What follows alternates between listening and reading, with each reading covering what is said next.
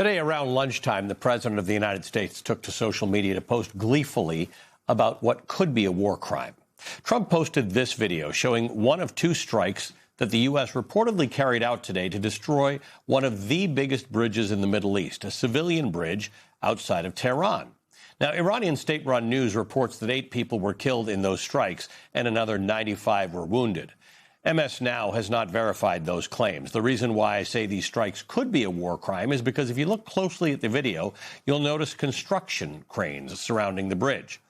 Now, U.S. officials told Axios today they believe the bridge was opened in January, but Iran's foreign minister says the bridge had not yet opened for use and that it was still under construction. Whether or not that bridge was opened is a key detail, because it is a war crime to purposefully target civilian infrastructure. But if you can prove that something like a civilian bridge was actually dual use, if you can prove that it was being used by both civilians and the military, arguably it could be a fair target.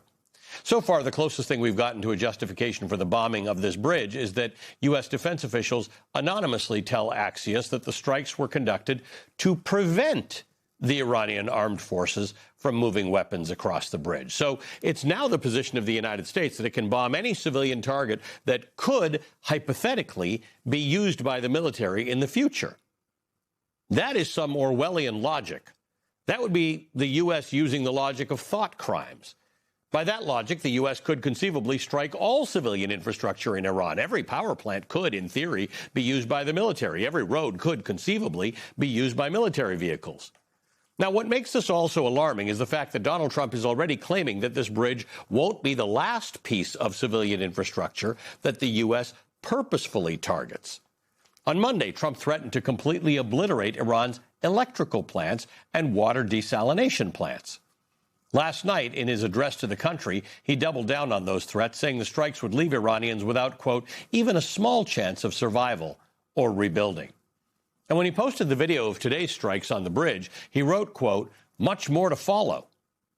Joining me now is Ben Rhodes, former Deputy National Security Advisor for President Obama. Ben, good to see you. Putting aside for the moment the legality of attacking civilian infrastructure.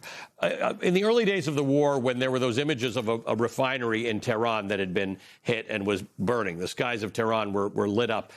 People posted things like, well, that's not the best way to win the heart and minds of Iranians, many of whom would like to see the regime toppled. Yeah, I mean, Ali, what is the point of this? Does it have anything to do with the nuclear program, blowing up a bridge? Does it have anything to do with helping the Iranian people rise up and claim democracy, as Trump talked about? Which is what Donald Trump said he wanted to do, right? Yeah. That was his whole point to this whole thing. Exactly. And so that's my point. At the beginning, this was about the nuclear program, or it was about helping Iranians rise up. That's not happening, right? There's not going to be some quick regime change to a democratic Iran. That's clearly not happening, which was very predictable by anybody who paid attention to Iran at all. And Trump seems to not be surrounded by anybody who knows anything about Iran based on how he's acting. We are now just lashing out. And we should be very clear. When he threatens to blow up energy and electricity generation, that is a war crime. He's threatening war crimes. When Vladimir Putin does that in Ukraine, people like you and me get really upset about it. Yep. That's what he's threatening to do in Iran, and it shows that he has no strategy. What is accomplished by blowing up civilian infrastructure other than making the Iranian regime dig in even more and lash out even more at similar civilian targets across the Middle East? When you start committing war crimes or going on a slippery slope to hitting civilian infrastructure, you have a race to the bottom. And I worry that between what Israel's doing in Lebanon and Iran, what the United States is now doing, and what Trump is threatening to do more of, and what Iran is doing in response, we see what happens when there are no laws of war, and the people who are caught in the middle are the ones who suffer, who are largely innocent civilians.